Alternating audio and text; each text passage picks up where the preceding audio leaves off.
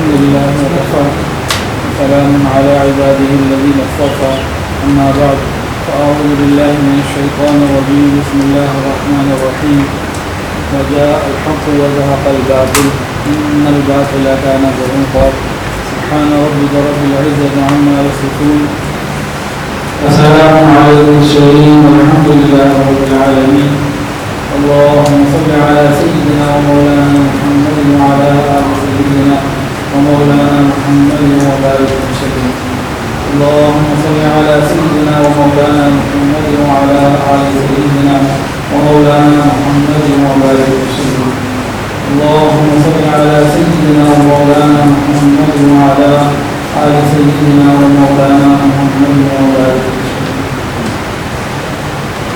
سیرت کا پروگرام چل رہا ہے. ہم پہنچے تھے فتح مکہ کے سفر کے اوپر جب نبی کریم صلی اللہ علیہ وسلم 10,000 قریشیوں کی جماعت کو لے کر مکہ فتح کرنے کے لیے نکلے. مکہ کے جب بہت قریب پہنچ گئے ایک مقام مدد کا قرآن ہے اور حضور صلی اللہ علیہ وسلم نے مسلمانوں کی اور اسلام کی عظمت اور شوکت کو بہت ظاہر کرنے کا حکم فرمایا اور پورے لشکر کو حکم دیا کہ ہر شخص ہر اپنے خیمے کے سامنے آگ جلائے.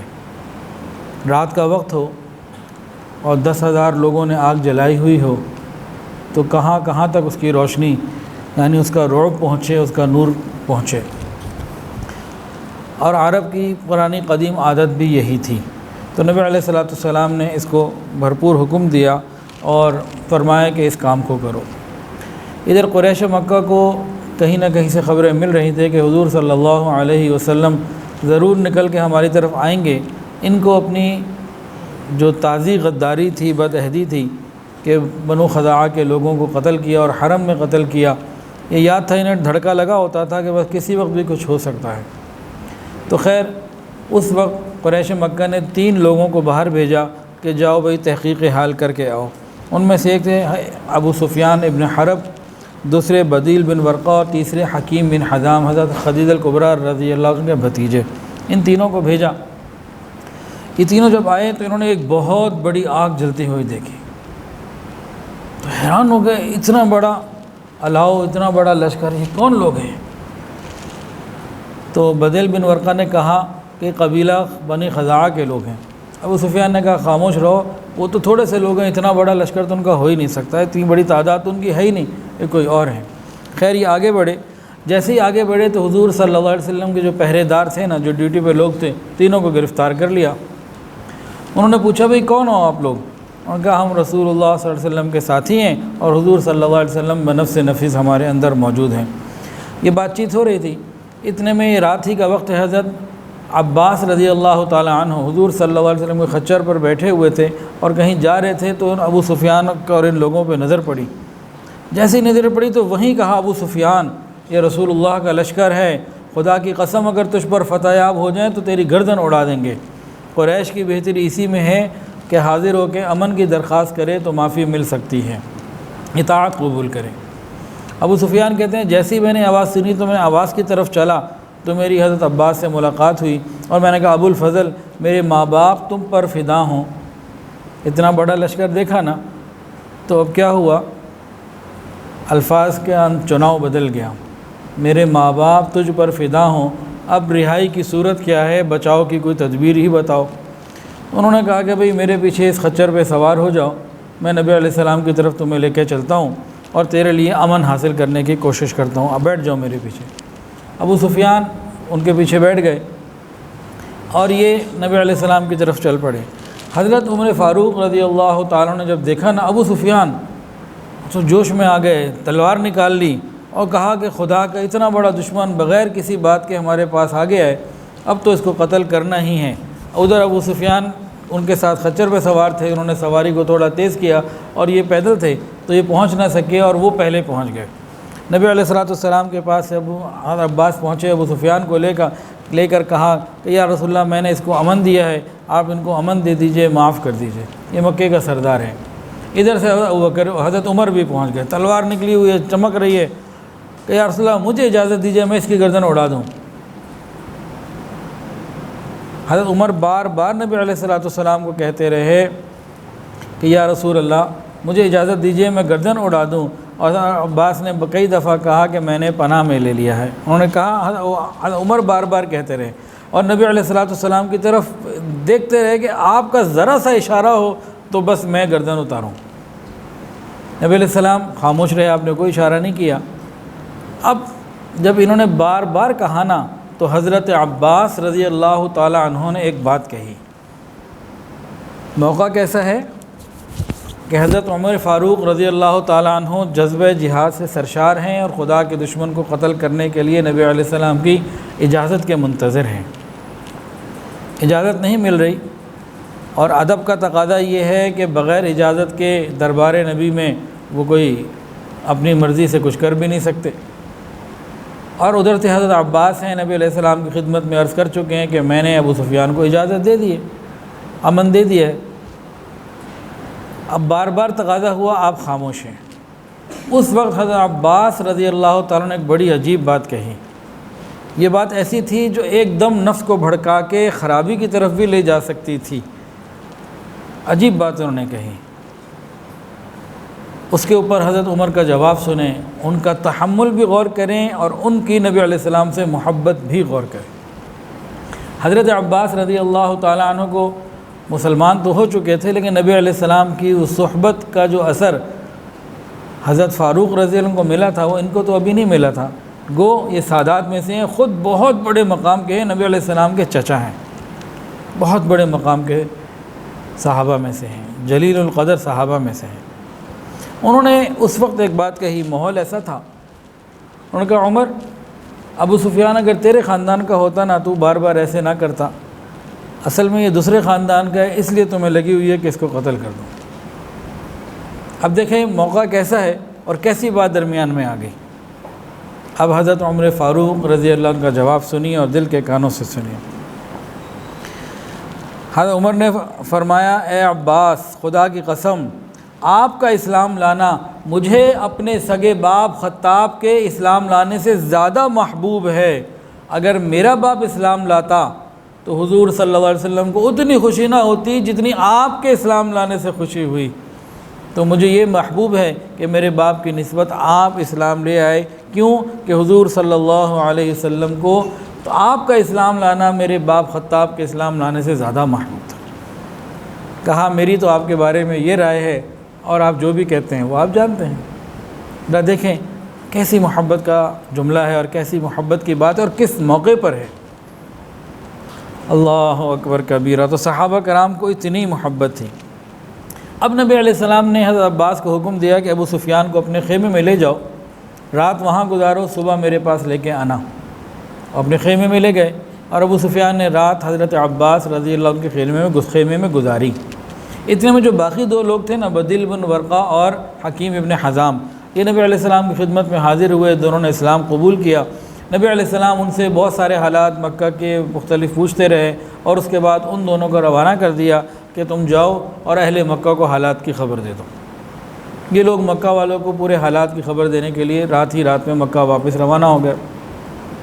اب جیسے ہی صبح ہوئی نا، حضرت عباس رضی اللہ تعالیٰ عنہ ابو سفیان کو لے کے نبی علیہ السلام کی خدمت میں حاضر ہوئے اور نبی علیہ السلام نے فرمایا، ابو سفیان افسوس ہے تمہارے اوپر، کیا وقت نہیں آ گیا کہ تو یہ یقین کر لے کہ اللہ کے سوا کوئی معبود نہیں، لا الہ الا اللہ کا تو یہ دل سے اقرار کر لے۔ ابو سفیان نے جواب دیا، میرے ماں باپ آپ پر فدا ہوں، آپ نہایت حلیم اور کریم اور مہربان ہیں، میرے ساتھ بڑی بردباری اور مہربانی کا معاملہ کر رہے ہیں۔ ہاں میں یہ گواہی دیتا ہوں کہ واقعی کوئی اور خدا نہیں، اگر کوئی دوسرا ہوتا تو ہم اس سے مدد طلب کرتے ہیں، ہماری کوئی مدد بھی کرتا۔ ہمارے تو پیچھے 360 ہم نے ڈسپلے میں لگائے ہوئے ہیں، کوئی کام نہیں آیا ہمارے۔ تو یقیناً آپ ٹھیک کہتے ہیں۔ نبی علیہ السلام نے اگلی بات پوچھی، ابو سفیان کیا تیرے لیے ابھی یہ وقت نہیں آیا کہ تو مجھے اللہ کا رسول جان لے، تو یقین کر لے کہ میں اللہ کا رسول ہوں؟ تو پھر ساری باتیں وہی کہ میرے ماں باپ آپ پر فدا ہوں، نہایت آپ حلیم و کریم، میرے ساتھ بڑے مہربان ہیں، لیکن اس بارے میں ذرا مجھے ابھی کچھ تردد ہے، کچھ خیال ہے، یہ میں نہیں کہہ سکتا یقین کے ساتھ کہ آپ نبی ہیں کہ نہیں۔ اب حضرت عباس اس کو سمجھانے لگے کہ بھئی خدا کے بندے کیا کر رہے ہو؟ ان کو سمجھایا، انہوں نے کہا اچھا ٹھیک ہے، میں اس بات کا اقرار کرتا ہوں، کلمہ پڑھ کے مسلمان ہو گئے۔ ابھی ابو سفیان کون ہیں؟ اب صحابی ہو گئے، حضرت ابو سفیان رضی اللہ تعالیٰ، یہ مکہ کے بہت بڑے سردار ہیں۔ اب حضرت عباس نے نبی علیہ السلام سے عرض کیا، یا رسول اللہ، ابو سفیان اپنے لیے فخر کو اور اس طرح کی حوصلہ افزائی کو، موٹیویشن کو بڑا پسند کرتے ہیں، تو آپ ان کے لیے کوئی ایسی بات کہہ دیجئے جو ان کی عزت افزائی کا ذریعہ ہو۔ تو نبی علیہ السلام نے فرمایا کہ ہم مکہ میں داخل ہوں گے، جو ابو سفیان کے گھر میں داخل ہو جائے اس کو امن۔ ابو سفیان اب بولے کہ میرا گھر تو اتنا بڑا نہیں ہے کہ سارا مکہ اس میں داخل ہو جائے۔ نبی علیہ السلام نے فرمایا کہ جو بیت اللہ شریف میں داخل ہو جائے اس کو بھی امن۔ انہوں نے کہا مسجد بھی اتنی بڑی نہیں، میرا گھر ملا کے بھی اتنا بڑا نہیں کہ پورا مکہ داخل ہو جائے۔ تو نبی علیہ السلام نے فرمایا اچھا، جو اپنے گھر کا دروازہ بند کر لے اس کو بھی امن۔ ابو سفیان بولے کہ ہاں، اس میں بہت وسعت بھی ہے، بہت گنجائش بھی ہے، اب بات ٹھیک ہو گئی۔ اس کے بعد نبی علیہ السلام نے جب وہاں سے روانگی کا ارادہ کیا تو مکہ جانا تھا، تو پہلے حضرت عباس کو کہا کہ آپ کسی اونچی چوٹی کے اوپر کھڑے ہو جائیں اور یہ ابو سفیان کو ساتھ رکھیں، ان کو اسلام کی جو عظیم بہاریں ہیں وہ ذرا دکھائیں کہ کیسے موجیں مارتا ہوا یہ دریا ہے مسلمانوں کا، ان کو یہ دکھائیں۔ ابو سفیان کو اونچی پہاڑ، رات کو تو آگ دیکھی تھی، لوگ نہیں دیکھے تھے، اب اونچی پہاڑی پہ لے گئے۔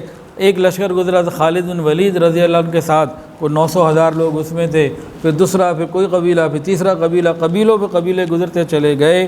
اور ابو سفیان جب دیکھنے لگے تو مرعوب ہوتے رہے، ایک دم بہت زیادہ جو ہے وہ متاثر ہوتے رہے، اور انہوں نے کہا کہ عباس تمہارے بھتیجے کا ملک تو بہت بڑا ہو گیا، عباس تیرے بھتیجے کا ملک اور سلطنت تو بہت بڑی ہو گئی۔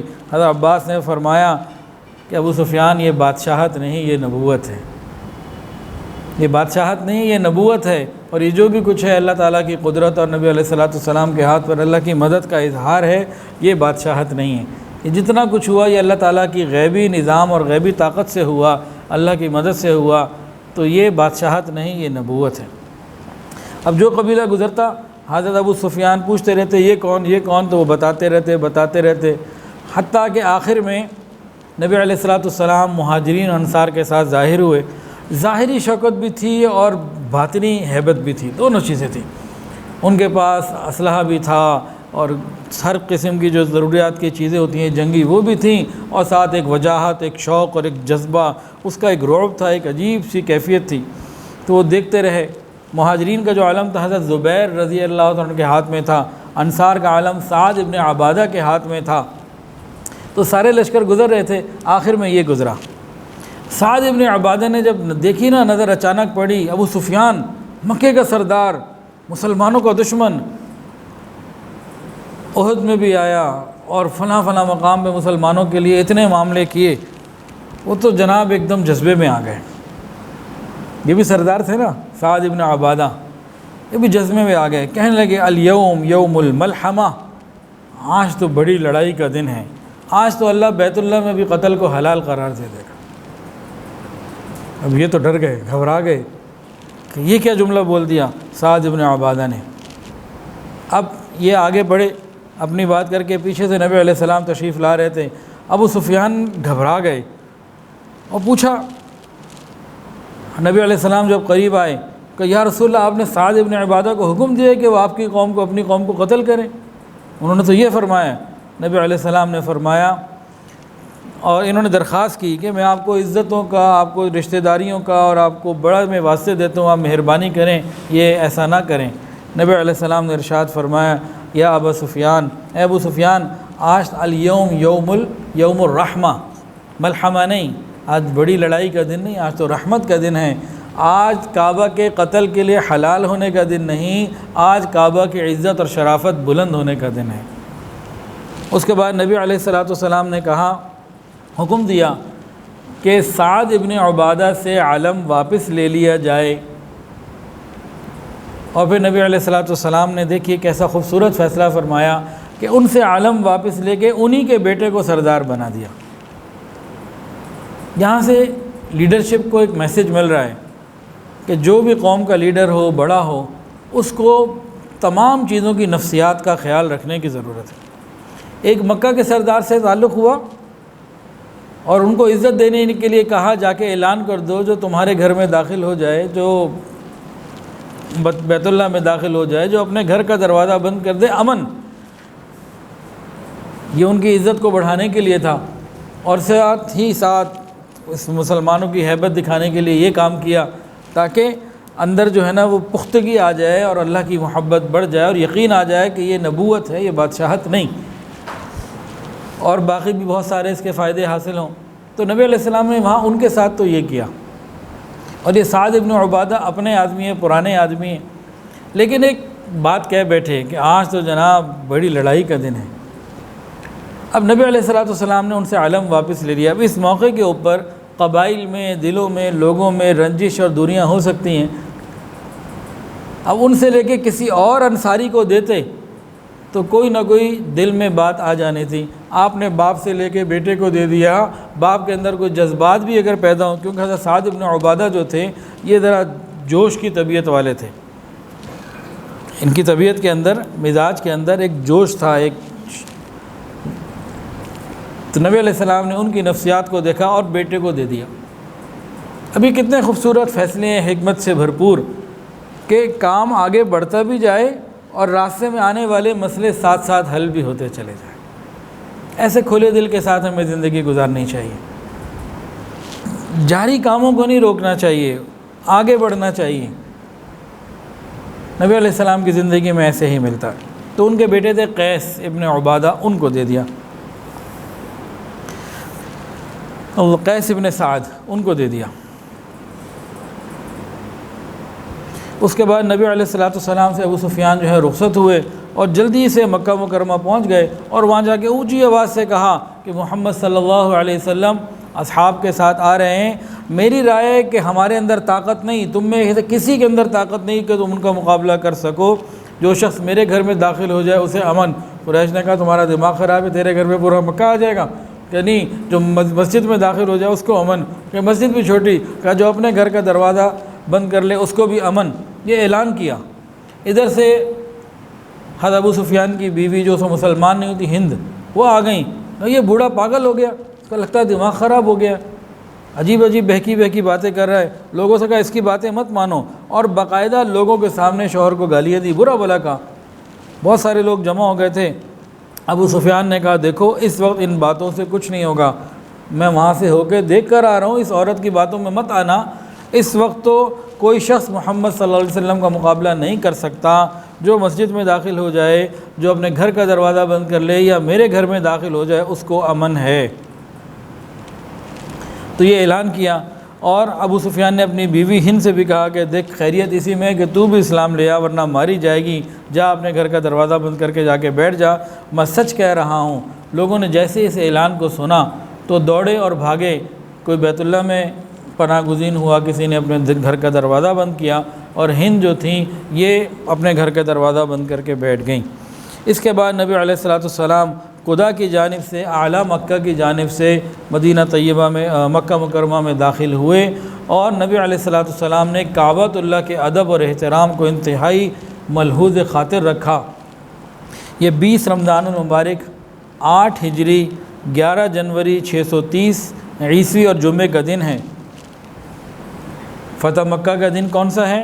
20 رمضان المبارک 8 ہجری 11 جنوری 630 عیسوی اور جمعے کا دن ہے، کہ جس دن اللہ رب العزت نے مسلمانوں کو یہ عزتیں عطا فرمائی۔ یہ وہ دن تھا جس کے لیے دن گنے جاتے تھے۔ 8 سال پہلے نبی علیہ السلام یہاں سے جب گئے تھے تو بالکل تنہا صرف ایک ابوبکر ساتھ تھے، اور بڑی خاموشی سے نکلے تھے، اور آج 8 سال کے بعد کس شان و شوکت کے ساتھ، کس عزت کے ساتھ آ رہے ہیں، یہ اللہ کی شان ہے۔ نبی علیہ السلام جب داخل ہوئے تو شاہانہ طریقے سے داخل نہیں ہوئے، بلکہ تواضع کے ساتھ سر جھکائے ہوئے داخل ہوئے۔ اتنا نیچے ہوتے جاتے تھے کہ آپ کی داڑھی مبارک جو تھی وہ اونٹنی کے کوہان سے لگ جایا کرتی تھی، اس طریقے سے جا رہے تھے۔ کسی قسم کا کوئی فاتحانہ انداز نہیں، بلکہ عاجزی۔ حضرت انس راوی ہیں کہ نبی علیہ السلام جب آپ مکہ مکرمہ میں داخل ہوئے ہیں تو تمام لوگ آپ کو دیکھ رہے تھے اور آپ تواضع سے سر جھکائے ہوئے تھے۔ کہ نبی علیہ الصلوۃ والسلام کی مبارک کیفیت اس وقت یہ تھی۔ فتح مکہ کے دن نبی علیہ السلام نے فرمایا وہ دن ہے جس کا اللہ نے مجھ سے وعدہ فرمایا تھا، اور پھر سورت تلاوت فرمائی اذا جاء نصر اللہ والفتح۔ نبی علیہ الصلوۃ والسلام کی نظر کس بات کے اوپر تھی کہ یہ تو اللہ ہی نے کیا، حالانکہ 8 سال پہلے بھی تو میں ہی تھا، اور 8 سال پہلے کس کیفیت سے مجھے یہاں سے جانا ہوا تھا اللہ کے حکم سے، اور اللہ تعالیٰ نے ان 8 سالوں میں کیسے حالات کو تبدیل کیا، سازگار کیا۔ آپ کی ساری نظر اللہ تعالیٰ کے اوپر تھی۔ اللہ اکبر کبیرہ، اسی لیے آپ کا مبارک سر عاجزی اور تواضع کی وجہ سے جھکا ہوا تھا۔ تو بہرحال اللہ تعالیٰ نے حق کو بلند کر دیا، باطل جو ہے سرنگوں ہوا، اسلام اور ایمان کا نور چمکا، اور کفر کی ظلمتیں دور ہوئیں، اور سرزمین حرم کفر اور شرک کی نجاستوں سے پاک ہوئی۔ وہ بیت اللہ جو حضرت ابراہیم علیہ السلام جو بت شکن تھے انہوں نے بنایا تھا، آج ان کی اولادوں میں سے ایک فرزند 360 بتوں کو گرانے کے لیے اب تیار ہوئے۔ نبی علیہ السلام بالائی مکہ کی جانب سے داخل ہوئے، حضرت خالد بن ولید رضی اللہ تعالیٰ عنہ مسفلہ کی طرف سے داخل ہوئے، اور حضرت زبیر رضی اللہ عنہ کو ایک تیسری طرف سے بھیجا کہ تم یہاں سے جاؤ، اور ان سب کو یہ کہا تھا کہ دیکھو قتل کی ابتدا نہ کرنا، ہتھیار مت اٹھانا، سب کو سمجھا دینا، ہاں اگر کوئی پھر بھی نہ سمجھے تو پھر باتوں کے بھوت پھر لاتوں سے ہی مانتے ہیں، وہ معاملہ پھر کچھ اور ہے، لیکن ابتدا نہیں تم نے کرنی، اور سب کو سمجھانا ہے کہ بھئی بات کو مان لو۔ نبی علیہ السلام جب مکہ مکرمہ میں داخل ہوئے تو آپ اگر چاہتے تو اپنے گھر میں جا سکتے تھے۔ وہاں 2 گھر ہیں آپ کے، ایک وہ جہاں آپ کی پیدائش، اور ایک وہ جہاں حضرت خدیجہ کے ساتھ 28 سال شادی کے بعد گزرے، لیکن ان گھروں میں نہیں گئے۔ ام ہانی رضی اللہ تعالیٰ عنہ کے گھر گئے، اور وہاں غسل کر کے 8 رکعت نماز ادا کی، اور یہ چاشت کا وقت تھا۔ یہ جو چاشت کی نماز ہے نا، جو بھی اس کی پابندی کر لے گا اللہ تعالیٰ رزق کے دروازے، برکتوں کے دروازے کھول دے گا۔ اور اس 8 رکعت کو اس امت کے سلاطین نے اور مجاہدین کے جو سپہ سالاروں نے بہت عرصے تک قائم رکھا کہ اگر وہ کسی علاقے کو فتح کر لیتے تو وہاں جا کے 8 رکعت ادا کرتے۔ اس کو بعض جگہ صلاۃ الفتح کا نام بھی دیا گیا، فتح کی نماز۔ اصل میں یہ شکرانے کی نماز تھی اللہ تعالیٰ کی بارگاہ میں کہ اللہ تعالیٰ نے یہ عظمت عطا فرمائی۔ تو چاشت کی نماز میں روزی کا بڑا ایک تعلق ہے کہ انسان اس طریقے سے اللہ سے مانگے۔ اور نبی علیہ السلام نے پھر وہاں ابراہیم علیہ السلام کی جو دعائیں تھیں ان کو بھی ذکر کیا، اور وہیں پہ جہاں ابراہیم علیہ السلام نے دعائیں کی تھیں وہاں آپ نے بھی اللہ تعالیٰ سے دعائیں کیں۔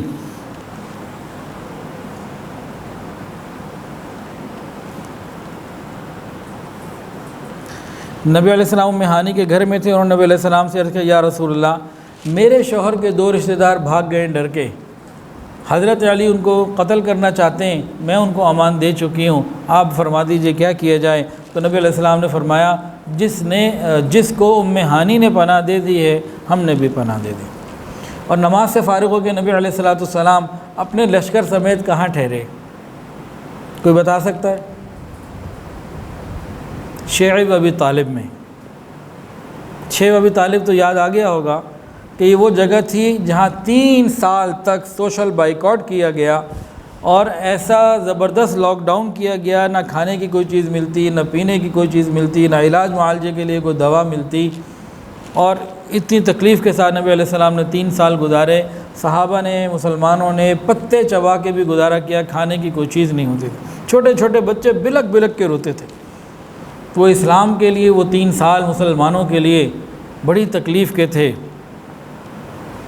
اور اس کے اندر پریشانی ہی پریشانی تھی۔ تو حضور صلی اللہ علیہ وسلم نے اسی مقام کا انتخاب کیا، صحابہ کے ساتھ وہیں پڑاؤ ڈالا کہ اسلام کی عظمت اور شوکت یہ ظاہر ہو جائے کہ یہ وہی جگہ ہے جہاں مسلمانوں کو تکلیفیں دی جاتی تھیں، اور آج وہی جگہ ہے کہ مسلمان اتنی عزت اور عظمت کے ساتھ وہاں بیٹھے ہوئے ہیں۔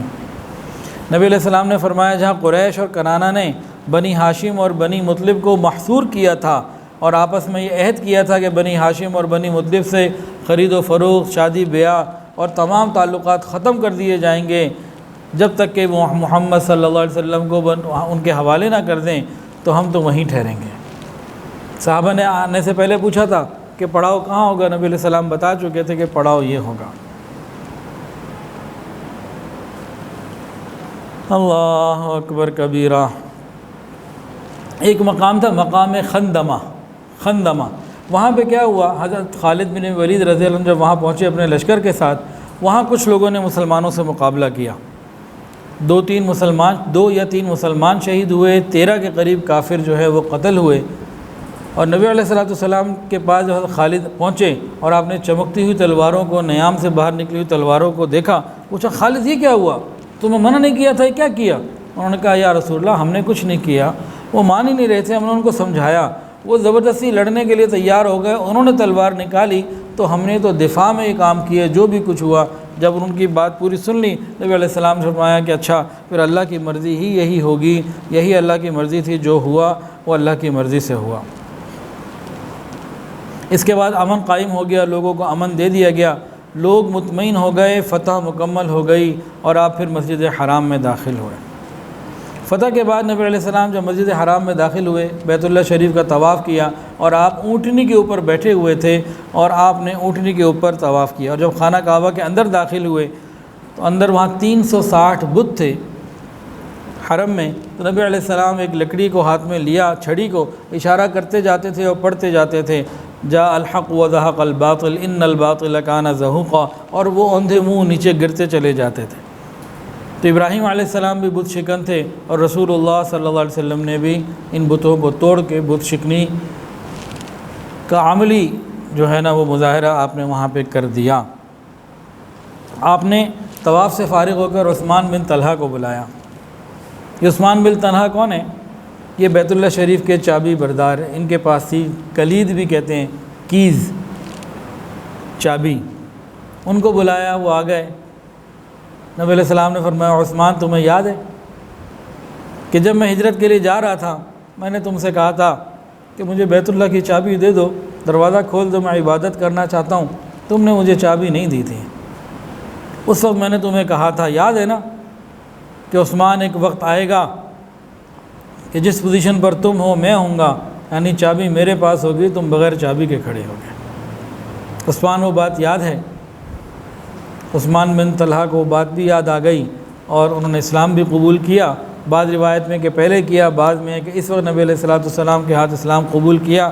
چابی اول وہ دینا نہیں چاہ رہے تھے، بہرحال نبی علیہ السلام نے چابی لی، دروازہ کھلوایا اور بیت اللہ شریف کے اندر گئے۔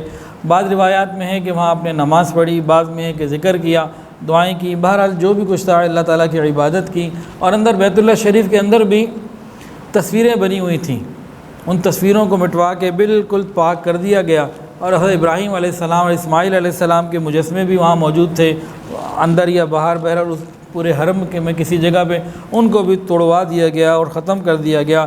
اور بیت اللہ شریف کے تمام گوشے توحید کے نعروں سے اللہ اکبر سے گونج اٹھے، اور پورا حرم کھچا کھچ بھرا ہوا تھا، سب کی نگاہیں نیچے تھیں، منتظر تھیں، اور سب کو معلوم تھا کہ ہم نے پہلے کیا ہے۔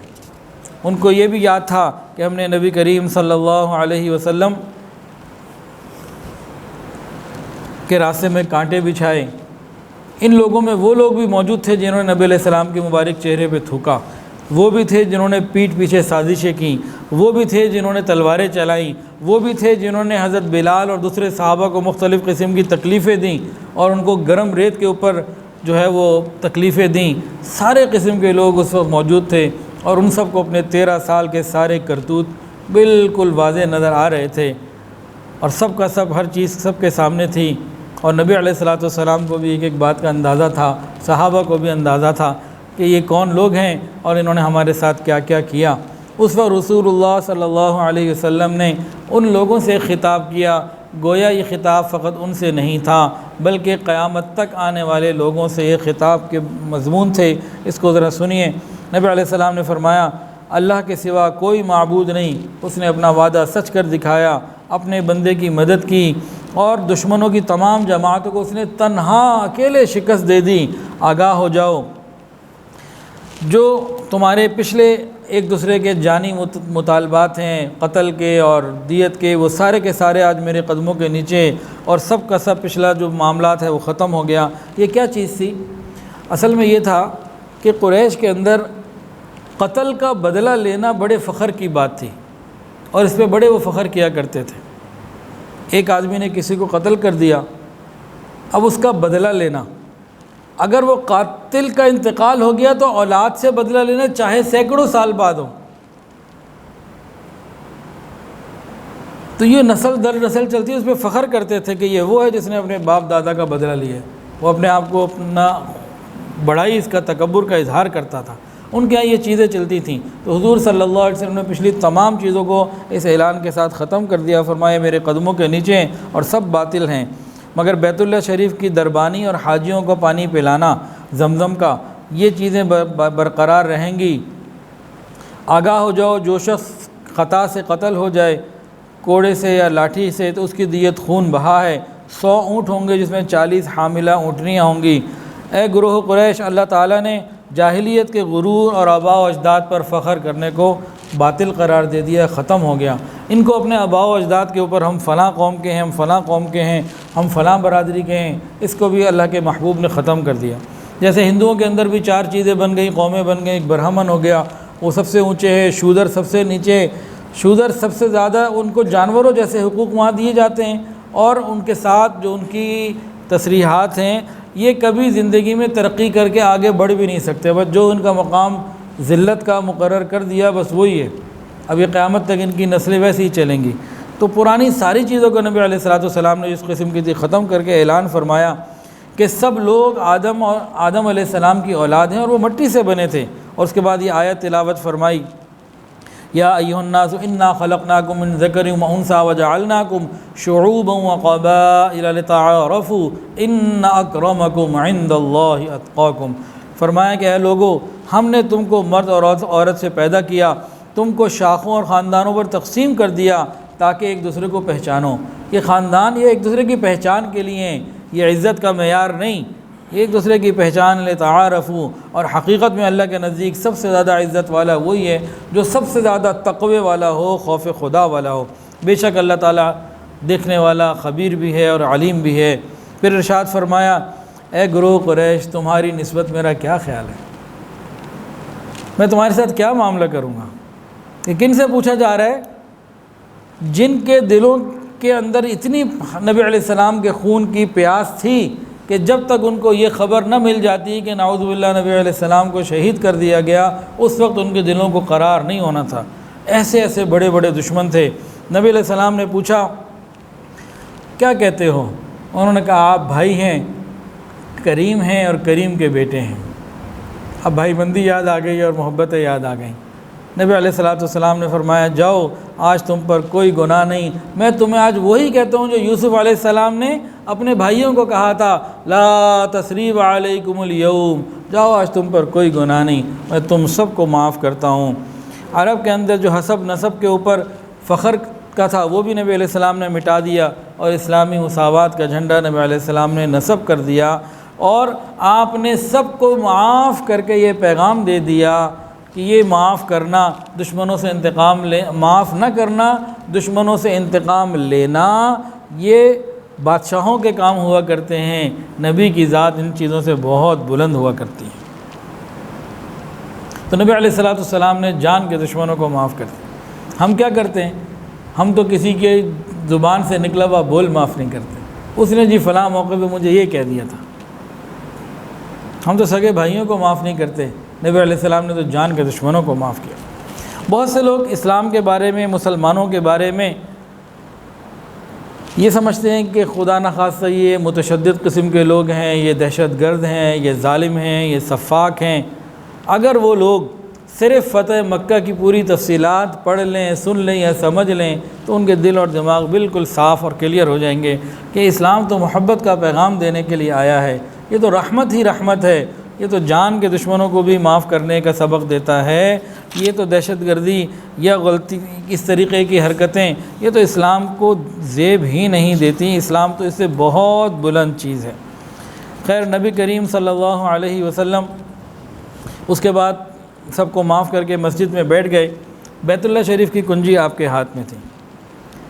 حضرت علی نے کہا یا رسول اللہ مجھے دے دیجئے، ہمیں دے دیجئے، ہمارے کیونکہ جس کے پاس بیت اللہ شریف کی چابی ہوتی تھی اس کا ایک بڑا مقام ہوتا تھا اور یہ بڑی سعادت کی بات ہوتی۔ انہوں نے کہا ہمیں دے دیجئے۔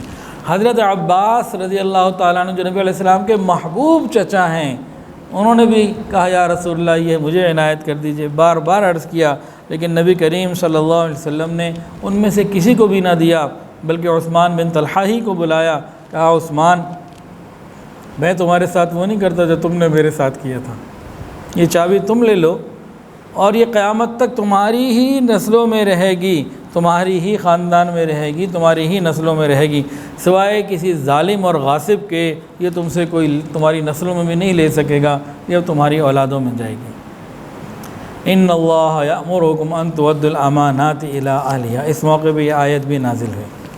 اس کے بعد ایک عجیب معاملہ آیا۔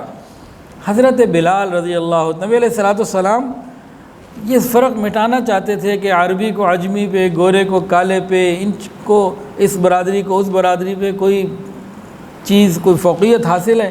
آپ نے جو قولاً فرمایا، اللہ کا حکم پڑھ کے سنایا، اس کو عملاً بھی ثابت کر دیا۔ کیا کیا؟ حضرت بلال رضی اللہ تعالیٰ عنہ جو کہ غلام تھے، شکل بھی انوکھی تھی، حبشہ کے تھے، غلام ابن غلام، اور عربی بھی اتنی فصاحت اور بلاغت سے نہیں بول پاتے تھے جو قریش والے بولتے تھے۔ نبی علیہ السلام نے حضرت بلال کو حکم دیا، بلال ظہر کی اذان دو اور بیت اللہ کے اوپر چڑھ کے دو۔ اللہ اکبر کبیرہ۔ حضرت بلال رضی اللہ عنہ کو جب یہ حکم ملا، آپ بیت اللہ شریف کے اوپر چڑھے اور آپ نے پھر اذان دی، اللہ اکبر اللہ اکبر اللہ اکبر اللہ اکبر، اشہد ان لا الہ الا اللہ، اشہد ان لا الہ الا اللہ، اشہد ان محمد رسول اللہ، اشہد ان محمد رسول اللہ، حی علی الصلاۃ حی علی الصلاۃ حی علی الفلاح حی علی الفلاح، اللہ اکبر لا الہ الا اللہ۔ جب حضرت بلال رضی اللہ عنہ کی زبان سے یہ الفاظ نکلے اور مکہ کے لوگوں نے سنے، تو ابھی تو بہت سے لوگ ایسے تھے جن کے اندر یہ تعصب ابھی ختم نہیں ہوا تھا، تو بہت سارے سرداران قریش وہ اس منظر کو برداشت ہی نہیں کر سکے۔ وہ تو سمجھتے تھے ہماری اس سے زیادہ کوئی ذلت اور رسوائی ہو ہی نہیں سکتی کہ غلام بیت اللہ کی چھت پہ کھڑا ہے۔ اللہ کے محبوب نے سمجھا دیا کہ عزت و تقوی کی وجہ سے ہے، خاندانی شرف کی وجہ سے نہیں۔ تو بڑے بڑے قریش کے سردار بڑے اس وقت حیران تھے، اور آپس میں ایک جگہ ایک واقعہ بھی ہوا۔ بہت سارے تو نبی علیہ السلام کی آمد کا سن کے روپوش بھی ہو گئے تھے، کچھ جان کے ڈر کی وجہ سے بھی روپوش ہوئے، اور کچھ اس لیے بھی کہ ہم سے اپنے دشمنوں کی عزت دیکھی نہیں جائے گی، جلن کی وجہ سے بھی چلے گئے۔ تو بہرحال وہاں کیا ہوا، ابو سفیان، عتاب اور خالد اور اسید ابن حارث ابن حشام، یہ سب لوگ بعد میں مسلمان ہو گئے تھے۔ تو اس میں عتاب اور خالد نے کہا کہ اللہ نے میرے باپ کی، ہمارے باپ کی بڑی عزت رکھ لی کہ بلال کے بیت اللہ کی چھت پہ چڑھنے سے پہلے دنیا سے ہی چلا گیا، یہ ذلت اور رسوائی اس کو دیکھنی نہیں پڑی، بڑے اچھے موقع پہ وہ چلا گیا۔ یہ انہوں نے کہا، ان دو لوگوں نے۔ حارث نے کہا خدا کی قسم اگر مجھ کو یقین ہو جائے کہ اگر آپ حق پر ہیں تو میں ضرور آپ کی اتباع کرتا۔ ابو سفیان نے کہا میں کچھ نہیں کہتا، میں چپ ہوں، اگر میں بولا یہ جو سنگریزے پڑے نا پتھر، یہ بھی جا کے محمد کو خبر دے دیں گے۔ ابھی آپس میں بات چیت ہو رہی ہے، اتنے میں نبی علیہ السلام جب ادھر سے گزرے تو آپ نے فرمایا کہ مجھے وحی کے ذریعے پوری اطلاع ہو گئی ہے، تم نے یہ کہا، تم نے یہ کہا، تم نے یہ کہا۔ جب انہوں نے نبی علیہ السلام کی ساری باتیں سن لی تو حارث و عتاب نے فوراً کہا ہم گواہی دیتے ہیں کہ بے شک آپ اللہ تعالیٰ کے رسول ہیں، اللہ کے بندے ہیں۔ یہ بات تو ہم نے بھی کسی سے بھی نہیں کہی، یہیں بیٹھے بیٹھے بات ہوئی ہے، نہ کوئی ہم میں سے اٹھ کے گیا، نہ کوئی اور آیا۔ تو یہ اللہ ہی ہے جس نے پھر اپنے محبوب کو، اپنے نبی کو ساری اطلاعات دے دی ہیں وحی کے ذریعے۔ حضرت صلی اللہ علیہ وسلم نے حضرت عتاب ابن اسید کو مسلمان ہونے کے بعد مکہ کا والی بنا دیا۔ حضرت عتاب کی اس وقت جو عمر تھی 21 سال کی تھی، اور نبی علیہ السلام نے ان کے لیے روزانہ 1 درہم یومیہ مقرر کیا کہ ان کو 30 درہم ماہانہ مل جائے کریں گے، یہ مکہ کے والی بنیں، لوگوں کی خدمت کریں اور یہ ان کا کام اس سے ان کا گزارا ہوتا چلا جائے۔ تو حضرت عتاب بن اسید رضی اللہ تعالیٰ عنہ یہ مکہ کے والی بن گئے، اور نبی علیہ السلام نے نوجوانوں کو ہی آگے بڑھایا۔ 21 سال کی عمر تھی، مکہ کا والی بنایا۔ نبی علیہ السلام کی زندگی میں مکہ کے والی رہے، حضرت ابوبکر کی زندگی میں بھی رہے، اور جس دن ابوبکر صدیق رضی اللہ عنہ کی وفات ہوئی اسی دن حضرت عتاب بن اسید کی بھی وفات ہوئی۔ حضرت بلال رضی اللہ عنہ نے جب اذان دی نا، اس وقت ایک نوجوان تھے ابو محذورہ، نبی علیہ السلام سے شدید نفرت کرنے والے اور اسلام کا مذاق اڑانے والے، اور وہ اذان مذاق اڑانے کے لیے استہزائیہ انداز میں دینے لگے۔ اچھا، ان کی آواز بڑی خوبصورت تھی، اور انہوں نے جو ہے نا وہ اذان دی، اور بھی لوگوں نے اذان دی، انہوں نے اذان دی مذاق اڑانے کے طور پہ۔ نبی علیہ السلام کے کانوں میں ابو محذورہ کی آواز چلی گئی۔ بس وہ آواز کیا جانی تھی، اللہ تعالیٰ کی طرف سے رحمت کے فیصلے ہو گئے ابو محذورہ کے لیے۔ فرمایا کہ بلاؤ ان ساروں کو۔ ابو محذورہ قریب آئے، پوچھا بھی سب سے اچھی آواز کس کی؟ ابو محذورہ کی۔ ابو محذورہ کہتے ہیں کہ بس مجھے تو لگتا تھا کہ ابھی جو میں نے یہ نقل اتاری ہے اذان کی نفرت اور مذاق کے انداز میں، میری تو گردن مار دی گئی، مجھے تو قتل کر دیا گیا، بس میں تو قتل ہو جاؤں گا۔ نبی علیہ السلام نے ان کو فرمایا ابو محذورہ اذان دو۔ کہتے ہیں میرا دل تو نہیں چاہ رہا تھا، لیکن میں نے بحالت مجبوری میں نے اذان دے دی، اور نبی علیہ السلام نے اس کے بعد مجھے ایک تھیلی دی جس کے اندر کچھ درہم وغیرہ تھے، چاندی تھی۔ اس کے بعد میری پیشانی پہ ہاتھ رکھا، پھر سر پر ہاتھ رکھا، پھر سینے کے اوپر پورا ہاتھ پھیرا اور پورے سینے پہ ہاتھ پھیرا۔ فرماتے ہیں اس کے بعد نبی علیہ السلام نے 3 مرتبہ مجھے یہ دعا دی، بارک اللہ فیک وبارک اللہ علیک، بارک اللہ فیک وبارک اللہ علیک۔ تو کہتے ہیں کہ وہ جو دل میں نفرت تھی وہ محبت میں تبدیل ہو گئی، جو بغض تھا وہ شدید الفت میں اور تعلق میں تبدیل ہو گیا۔ پہلے نبی علیہ السلام سے زیادہ برا کوئی نہیں لگتا تھا، باپ سے زیادہ اچھا کوئی نہیں لگتا۔ جب دل کی کیفیت بدل گئی، میں آگے حاضر ہوا، قریب ہوا، میں کہا یا رسول اللہ، اب آپ نے ایک دفعہ تو اذان سے مجھے دلوائی دی ہے نا، اب میری درخواست یہ ہے کہ مجھے مکہ کا مؤذن بنا دیجئے، اب میں ہی اذان دیا کروں۔ نبی علیہ السلام نے فرمایا کہ ہاں ٹھیک ہے، آپ کو مکہ مکرمہ مسجد حرام کا مؤذن میں بناتا ہوں۔ اور حضرت ابو محذورہ رضی اللہ تعالیٰ عنہ یہ پھر مکہ کے جو والی تھے عتاب بن اسید، ان کی خدمت میں حاضر ہوئے، کہا حضور صلی اللہ علیہ وسلم نے مجھے مکہ کا مؤذن بنا دیا ہے، اب اذان دینے کا کام میرا ہے۔ اور جس وقت ان کو اذان دینے کی ڈیوٹی لگی جس وقت ان کو اذان دینے کی ڈیوٹی لگائی گئی اس وقت ان کی عمر تھی 16 سال، اور یہ اپنی وفات تک مکہ مکرمہ کے مؤذن رہے، اور 59 ہجری میں مکہ مکرمہ میں ہی ان کی وفات ہوئی۔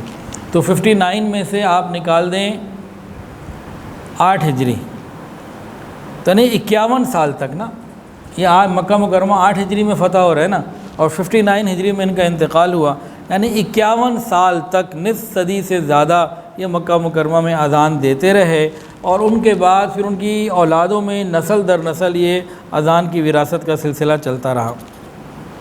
خیر اس کے بعد نبی علیہ السلام طواف سے فارغ ہو کر کوہ صفا پر تشریف لائے، اور بیت اللہ شریف کی طرف رخ کر کے بہت دیر تک دعائیں مانگتے رہے، اللہ تعالیٰ کی حمد و ثنا کرتے رہے۔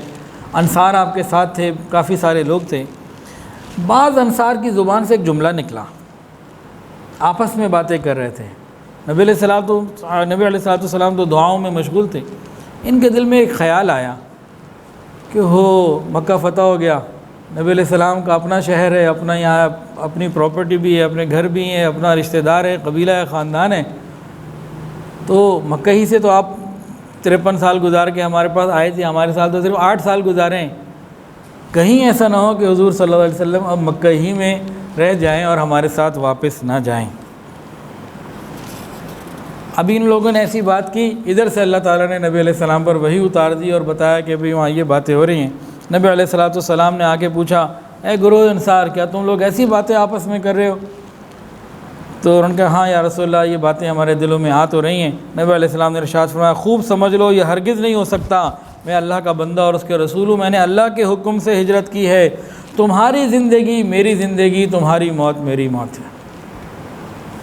یہ سن کر جانثار صحابہ کے آنکھوں میں خوب آنسو آ گئے اور وہ نبی علیہ الصلوۃ والسلام کو عرض کرنے لگے یا رسول اللہ ہم تو آپ ہی سے محبت کرتے ہیں، بس یہ خوف ہوا تھا کہیں آپ ہم سے دور نہ ہو جائیں، ہم تو ہر طریقے سے وفا کے لیے سب کچھ جان مال لٹانے کے لیے تیار ہیں، جو کچھ آپ کہہ دیں گے سب کرنے کے لیے تیار ہیں، لیکن آپ کے بارے میں ہم بڑے بخیل ہیں کہ آپ یہ کہیں کہ آپ ہم سے دور ہو جائیں، آپ مکہ میں رہیں، یہ ہم سے برداشت نہیں ہو سکتا، یہ ہمیں قبول نہیں ہے، آپ ہمارے پاس ہیں، باقی جو چاہے آپ ہمیں حکم دیں، ہم جان مال سب قربان کرنے کے لیے تیار، لیکن یہ معاملہ اس معاملے میں ہم بڑے کنجوس ہیں، بس آپ ہمارے یہ دولت ہم کسی کو نہیں دے سکتے، کسی قیمت پہ نہیں دے سکتے، ہمیں اطمینان ہو گیا۔ یہ محبت کی باتیں ہوا کرتی ہیں۔ اس کے بعد نبی علیہ الصلوۃ والسلام کوہ صفا پہ بیٹھ گئے اور لوگ بیعت کے لیے جمع ہوئے اور بہت سارے مردوں نے بیعت کی۔ نبی علیہ الصلوۃ والسلام نے مردوں کو اسلام کی دعوت دی، بیعت کی، بہت سارے لوگ اس وقت مسلمان ہوئے۔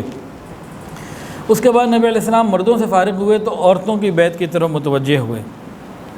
نبی علیہ السلام نے پھر عورتوں کو بیعت کیا۔ سورہ ممتحنہ کی آیت ہے یا ایھا النبی اذا جاءک المؤمنات یبایعنک، تو یہ بیعت کا ہونا یہ نبی علیہ السلام کی سنت ہے اور یہ قیامت تک جاری رہے گی۔ اور یہ جو عورتوں سے بیعت دی گئی، اس میں جب نبی علیہ السلام نے بیعت کی تو ہاتھ کسی کا ہاتھ میں نہیں لیا۔ رسول اللہ صلی اللہ علیہ وسلم نے کبھی کسی نامحرم کو ہاتھ نہیں لگایا، کبھی کسی نامحرم سے مصافحہ نہیں کیا، کبھی کسی نامحرم کا ہاتھ اپنے ہاتھ میں نہیں لیا۔ یہ جو نامحرم سے مصافحہ کرتے ہیں یہ وہ کام کرتے ہیں جو رسول اللہ صلی اللہ علیہ وسلم نے منع بھی کیا ہے اور کبھی زندگی میں یہ کام نہیں کیا، اور یہ حرام ہے اور گناہ کبیرہ ہے نامحرم سے مصافحہ کرنا۔ نبی علیہ السلام نے کبھی کسی عورت سے مصافحہ نہیں کیا، بیعت کرنے کے دوران بھی کبھی کسی عورت سے مصافحہ نہیں کیا۔ آج کل تو عجیب حالات ہو چکے ہیں، کیا بولیں آپ سے۔ نبی علیہ السلام جب عورت سے بیعت کرتے تھے تو دو طریقے ہوتے تھے۔ ایک طریقہ تو کبھی یہ ہوتا کہ کوئی کپڑا ہوتا بڑا، ایک بڑی چادر، ایک کونا آپ کے ہاتھ میں ہوتا، ایک اس کے ہاتھ میں ہوتا، اور کبھی ایسے ہوتا کہ نبی کریم صلی اللہ علیہ وسلم پانی کا ایک پیالہ منگوا لیتے اور اپنا ہاتھ اس میں ڈال کے باہر نکال دے، پھر وہ پیالہ عورتوں میں بھجوایا جاتا، وہ عورتیں اپنا ہاتھ اس کے اندر ڈال کے نکال لیا کرتیں، اور یہ بیعت پختہ ہو جایا کرتی تھی۔ بیعت کے پختہ ہونے کی علامت ہوتی تھی کہ نبی علیہ السلام نے اس پانی سے پہلے اپنے ہاتھ تر کیے، بعد میں بیعت ہونے والی مستورات نے ہاتھ تر کیے اور بیعت مکمل ہو گئی۔ عہد و پیمان جو تھے بیعت کے وہ مکمل ہو گئے۔ تو اس وقت بہت ساری عورتیں بیعت ہوئیں، اس میں ایک عورت آئیں، حضرت ابو سفیان کی بیوی ہند ان کا نام ہے، اور یہ نقاب میں آئیں، چہرہ چھپا کر آئیں۔ یہ بھی ہے کہ اس وقت ان کو اپنا چھپانا بھی مقصود تھا، لیکن یہ بھی ہے کہ اس زمانے میں مکہ کے اندر بھی، اس زمانے کے اندر بھی جو شریف عورتیں تھیں چہرے کو چھپانے کا ان کے ہاں کسی نہ کسی درجے میں سلسلہ تھا۔ اب یہ کون ہیں؟ جنہوں نے حضرت حمزہ رضی اللہ عنہ کے جگر کو چبایا، حضرت وحشی کو بھیجا جاؤ اور حمزہ کو شہید کر کے لا کے مجھے جگر دو۔ نبی علیہ السلام کی دشمنی میں انتہا کر دی ہوئی تھی، اور ابھی یہ مسلمان نہیں ہوئی، مسلمان ہونے آ رہی ہیں۔ اس وقت کے سوال و جواب غور کریں اور اس زمانہ جاہلیت کی عورتوں کی شرافت کو بھی ذرا غور کر لیں۔ جو بے حیا تھیں وہ تو تھیں، لیکن اس زمانے میں بھی جو اعلیٰ خاندان کی عورتیں ہوتی تھیں، حسب نسب والی عورتیں ہوتی تھیں، ان کا معاملہ بہرحال اس زمانے میں بھی حیا والا تھا۔ حالانکہ ایمان نہیں تھا، بلکہ مسلمانوں کی شدید دشمنی اندر تھی، شدید نفرت اندر تھی۔ ان باتوں کو سنیں اور سوال و جواب کو ذرا غور سے سنیں۔ تو کیونکہ انہوں نے کلیجہ چبایا تھا، ایک ندامت بھی تھی، تو چہرہ چھپا کر آ گئیں۔ نبی علیہ السلام سے پوچھا ہند نے، یا رسول اللہ آپ کن چیزوں کا ہم سے عہد لیتے ہیں؟ فرمایا کہ اللہ تعالیٰ کے ساتھ کسی کو شریک نہیں ٹھہراؤ گی۔ ہند نے کہا آپ ہم سے ان باتوں کا عہد لیتے ہیں جن سے آپ نے، مردوں سے تو بھی آپ نے یہ کوئی بات نہیں کی، لیکن چلیں جو آپ کہہ رہے ہیں مان لیتے ہیں، منظور ہے۔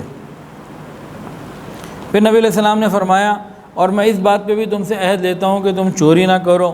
تو ہند نے کہا کہ میں اپنے شوہر ابو سفیان کے مال میں سے کچھ مال ضرورت کے درجے کا لے لیتی ہوں، اب مجھے نہیں معلوم یہ چوری ہے کہ نہیں، آپ اس کو کیا کہتے ہیں؟ تو ابو سفیان اس وقت موجود تھے، انہوں نے کہا کہ جو پچھلا ہوا سب معاف۔ نبی علیہ السلام نے فرمایا اگر کوئی عورت بقدر ضرورت اور بقدر کفایت اپنے شوہر کے مال میں سے کچھ لیتی ہے تو اس کو اجازت ہے، گنجائش ہے، یہ چوری نہیں، وہ اپنے بچوں کی ضرورت کو پورا کر سکیں۔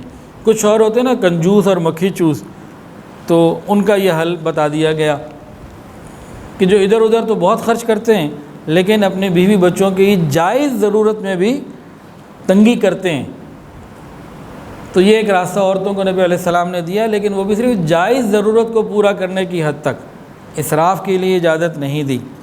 اس کے بعد نبی علیہ السلام نے فرمایا کہ میں اس بات پہ بھی تم سے عہد کرنا چاہتا ہوں کہ زنا نہ کرنا۔ ہند نے پوچھا یا رسول اللہ کیا کوئی شریف عورت کر بھی سکتی ہے زنا؟ یہ وہ عورت ہے جو ابھی مسلمان ہونے آئی ہے، ساری زندگی اسلام دشمنی میں گزری ہے۔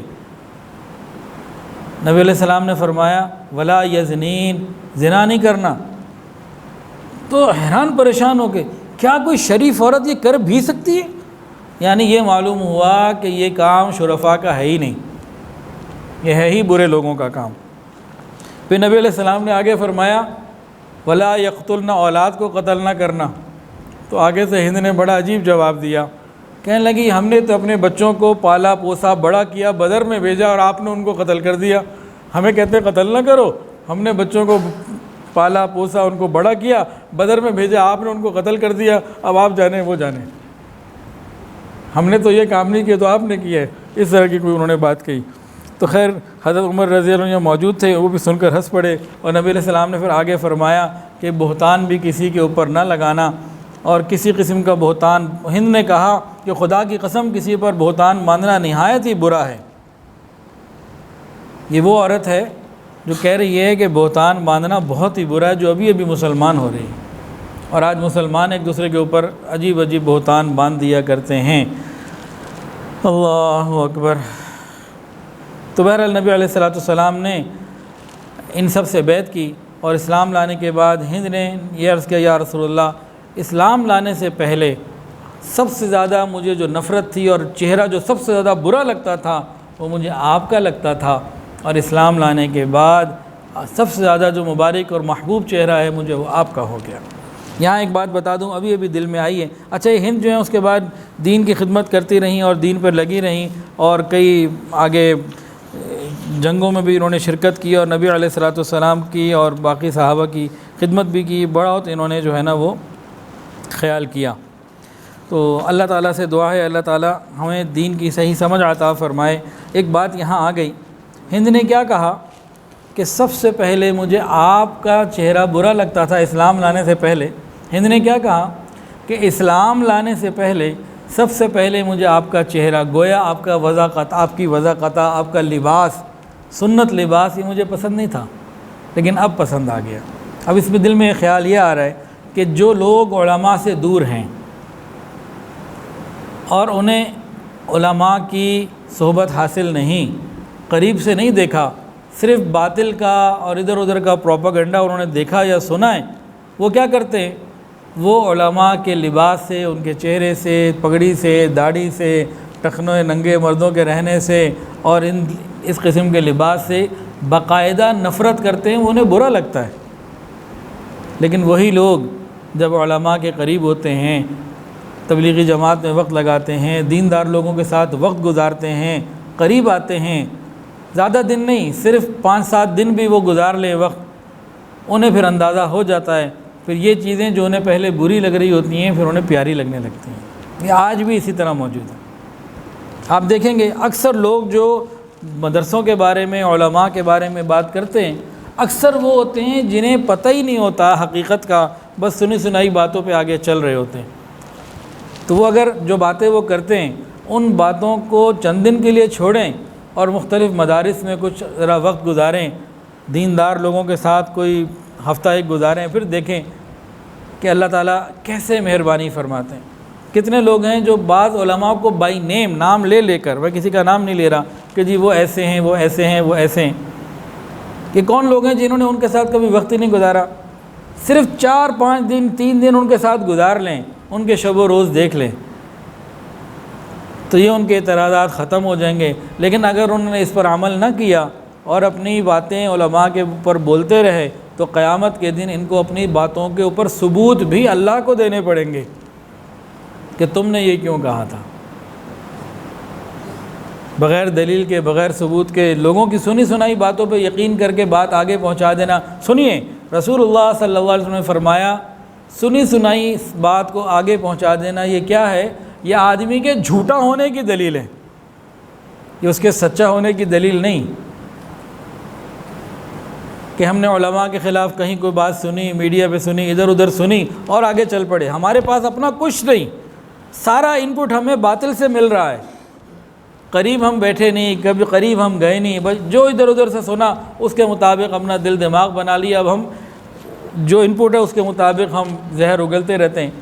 یاد رکھیے، جس بھی عالم کے خلاف ہم نے کوئی زبان سے ایسی باتیں نکالی ہوئی ہیں تو دو میں سے ایک کام کر لیں، یا تو ان کے ساتھ 2 4 8 دن گزار کے دیکھ لیں اور اس کے بعد اپنی رائے قائم کریں، یا پھر یہ نہیں کرنا تو جتنی باتیں ہم نے کی ہیں قیامت کے دن ان کے ثبوت مہیا کرنے کے لیے تیاری کر لیں کہ جی وہ تو فلاں چیز میں، جی فلاں چیز میں، فلاں چیز میں، تو بس ٹھیک ہے، پھر آپ وہ ثبوت مہیا کریں جو قیامت کے دن اللہ کے دربار میں دینے ہوں گے انبیاء کے وارثین کے بارے میں۔ وآخر دعوانا ان الحمدللہ رب العالمین۔ ویڈیو کے نیچے سبسکرائب کے بٹن پہ کلک کریں، بیل کے آئیکن پہ کلک کیجئے تاکہ ہر نئی ویڈیو کی نوٹیفیکیشن آپ کو مل جائے۔